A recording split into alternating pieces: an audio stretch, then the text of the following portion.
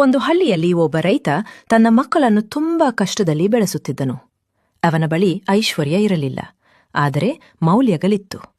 ಮಕ್ಕಳು ಕೇಳುತ್ತಿದ್ದರು, ಅಪ್ಪ, ನಾವು ಹೀಗೆ ಕಷ್ಟಪಡುವುದು ಏಕೆ? ಅಪ್ಪ ನಗುತ್ತಾ ಹೇಳಿದ, ಜೀವನ ನಿಮ್ಮನ್ನು ಬಲಿಷ್ಠರನ್ನಾಗಿಸುತ್ತಿದೆ ಎಂದು. ಅವನು ಅವರಿಗೆ ದುಡ್ಡು ಕೊಡುತ್ತಿರಲಿಲ್ಲ, ಆದರೆ ಬದುಕುವುದನ್ನು ಕಲಿಸುತ್ತಿದ್ದ.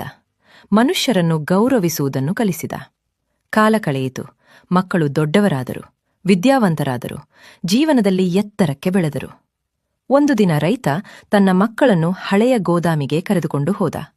ಅಲ್ಲಿ ಬಾಗಿಲು ತೆರೆದಾಗ ಮಕ್ಕಳ ಕಣ್ಣುಗಳು ನಂಬಲಾರದಂತೆ ನಿಂತರು. ಚಿನ್ನ ಭೂಮಿಯ ಪತ್ರಗಳು, ಅಪಾರ ಸಂಪತ್ತು. ಅಪ್ಪ ನಿಧಾನವಾಗಿ ಹೇಳಿದನು, ನಾನು ಬಡವ ಅಲ್ಲ ಮಕ್ಕಳೇ, ನೀವು ಜೀವನದ ಮೌಲ್ಯವನ್ನು ಅರಿಯಬೇಕೆಂದು ಮಾತ್ರ ನಿಮ್ಮನ್ನು ಬಡತನದಲ್ಲಿ ಬೆಳೆಸಿದೆ. ಮಕ್ಕಳ ಕಣ್ಣುಗಳಲ್ಲಿ ಕಣ್ಣೀರು ಹರಿಯಿತು.